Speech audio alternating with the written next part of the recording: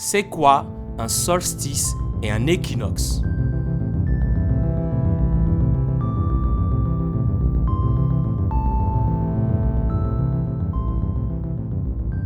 Salut et bienvenue dans Tout est astronomique, là où on observe le ciel et mesure la Terre. Alors à quoi correspondent les solstices et les équinoxes lorsqu'on pratique l'astronomie et la géométrie? Pour cela, on va se mettre en situation de terrain et on va regarder à l'horizon est pour observer le lever du soleil à l'aube. Si on observe vers la fin octobre et début novembre, le soleil va se lever par ici un peu sur la droite. Et petit à petit, jour après jour, les levées du soleil se feront de plus en plus vers la droite, c'est-à-dire vers le sud-est. Et puis, durant le mois de décembre, arrivera le moment où le soleil va ralentir et freiner sa course, juste avant de repartir dans l'autre sens. D'où l'étymologie du mot solstice, avec sol pour soleil et sistere pour s'arrêter, retenir.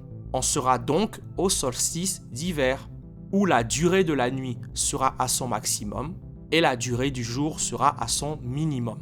Et le jour du solstice d'hiver peut tomber soit le 20 décembre, soit le 21 décembre, soit le 22 décembre ou soit le 23 décembre. Ensuite, les levées du soleil iront dans l'autre sens jusqu'au moment où l'aube se fera pile à l'horizon est, soit à égale distance de l'horizon sud et l'horizon nord.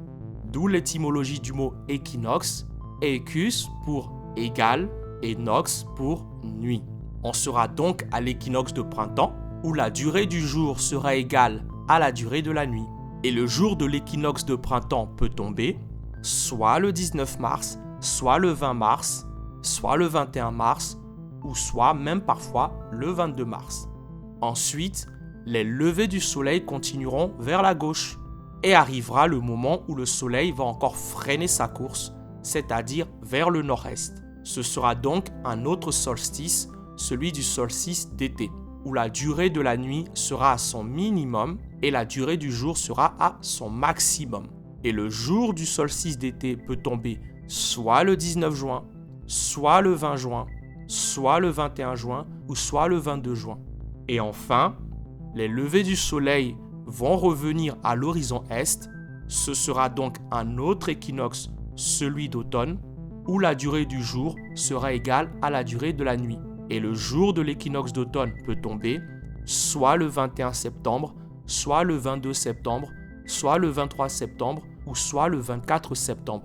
Voilà ce qu'il faut savoir sur les solstices d'été et d'hiver et les équinoxes de printemps et d'automne. Pour info, vous pouvez aussi observer ces 4 dates en regardant les couchers du soleil à l'horizon opposé, c'est-à-dire à l'ouest, au crépuscule. Et autre information, si vous êtes dans l'hémisphère sud, l'ordre d'arrivée des 4 saisons sera inversé. Le printemps sera à l'automne et l'été sera à l'hiver. Pour terminer cet épisode, je vous laisse avec une animation de toutes les dates des solstices et des équinoxes de notre calendrier grégorien, c'est-à-dire de son début en 1583 jusqu'à sa fin en 2999.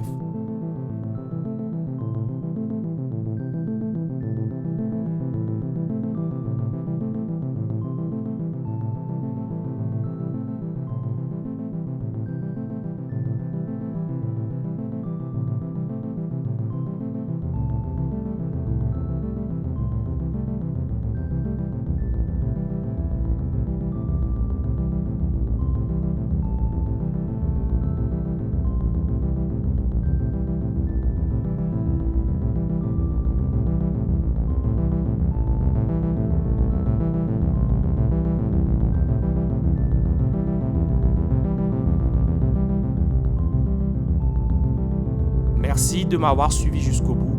Abonnez-vous, likez, partagez, commentez. Salut et à très vite.